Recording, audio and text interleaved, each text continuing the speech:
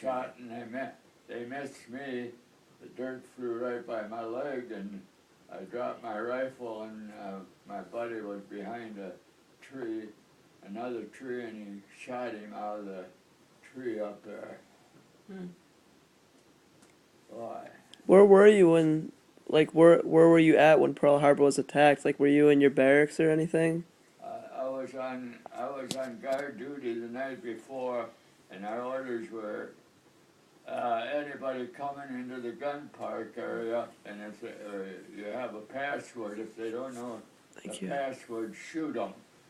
And a lieutenant was there. I said, "Hey, I don't quite understand this. Why I got 3 rounds of ammunition in the first place, and if anybody attacked us, we'd need more than 3 rounds." Wasn't that the first time you ever had live ammunition? Yeah. The night before? Yeah, that's the first time they ever gave guards live ammunition, and the orders were to shoot them. I said, "I want to know something about this right away." He left, he said, "I'll get back to you at midnight." And midnight came, he never came back, so I went off of guard duty at 7:30. I went in the mess hall, grabbed a couple bites and went out and stacked my rifle in there and came out, and I looked up and gee, Christ, the whole sky was full of planes. And I'm watching them there, and all of a sudden I seen this bomb drop and come down, and it lit on Wheeler Airfield hangar. And I said, "God damn, we're in war with somebody." The hangar blew up, and I went and got my rifle and crawled under a culvert in the road. That was a good, safe place, and I had to peek out. And I wanted to get a good shot there. This guy come down through there, and the sunlight was right in his face, and I could see his face, and I shot, and I didn't hit him. And You're talking about the Jap came out. yeah, the Japs, and then he saw this tank. He thought that was full of gasoline. If you drop a bomb and hit that tank, it'd blow some of the guns up. And he dropped the bomb, and it skidded and went up over the top of some of the guns and skidded in the ground, and there was a dud. It didn't go off. Otherwise, it'd blown the guns right out shut. But they were good flyers. Boy, they must have had some practice. They'd come skimming across the airfield, the guys running for their planes, and they'd get about 2 feet off the ground, and they'd knock them right down. God damn. Her boys told me that he could see the sun glinting off their gold right teeth. off their gold teeth as they And come. I thought, yeah, he made that up. But then in some of the published stuff, they said they were that close to. They made two runs on that, and they wanted to make more, but they thought one of the big shots for the Japs thought they better get the hell out of there. They thought maybe we had something that they didn't know about, and they took off then, but they did enough damage. Tell them about where the ammunition was. For our big guns, ammunition was locked up in hills, locked up in tunnels, and we didn't have any down.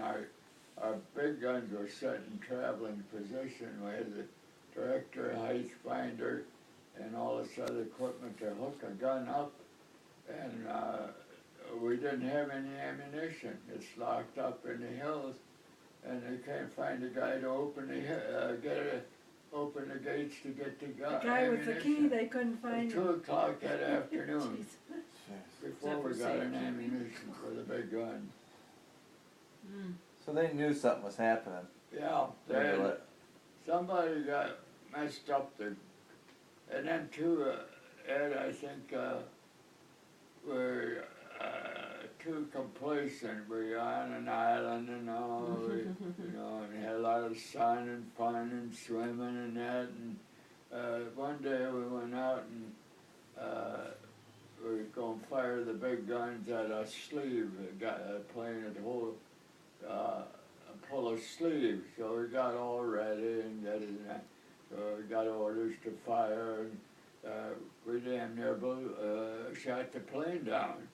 He came down, he said, I'm not going up there again. I mean, you guys don't know what you're doing. God. What about your, the kiwi nuts or whatever?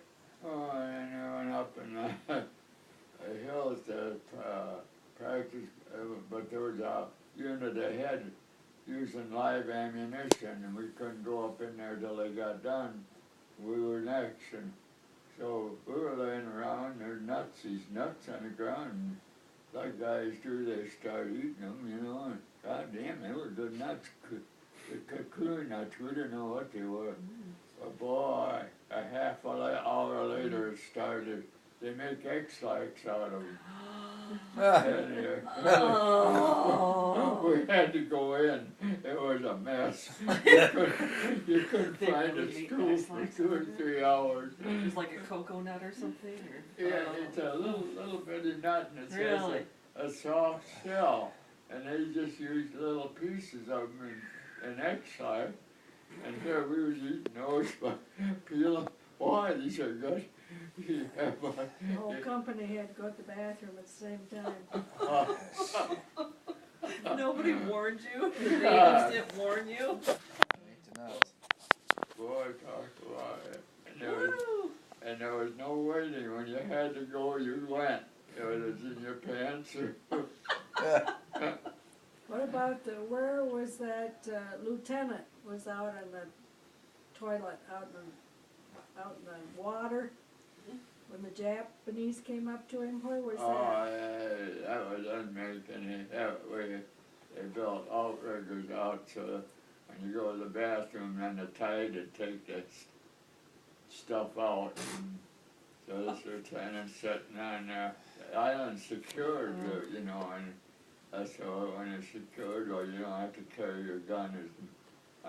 And so he didn't take his gun out with him, and he's sitting there, and all of a sudden he looked up, and here's a Jap with a rifle pointing right at him, and he's oh my God, and he didn't know what to do, and he got up, and the Jap kept going like this.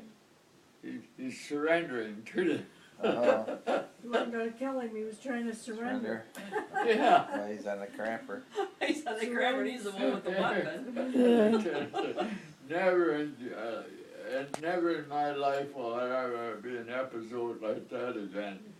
God. Bob Deach was telling us about, he was in Italy, he was just a kid, he went when he's 18, and in the army over there, and he was in some kind of an engineer group learning to build bridges and stuff.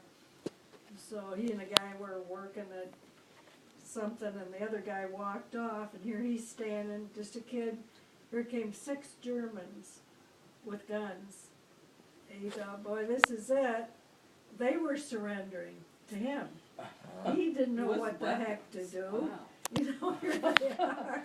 And the guy comes back, the other guy, and Bob said, what are we supposed to do with these guys? They're trying to surrender. We better march them back to wherever. And the guy says, we're not marching them back. He said, we're just telling them what way to go. And they said, go that way. But can you imagine a kid? It's just, these guys went through so much stuff that you can't believe what all they At that age. went through. In Italy, it rained all the time, it was wet, and he said everybody's feet got sore, and we had a book about the thing over there, and they did. These guys, they lost part of their feet because they were wet all the time. They just rot, right? Yeah, they rot. So you can't even imagine what they all went through. Mm-hmm. We've been listening to different books on this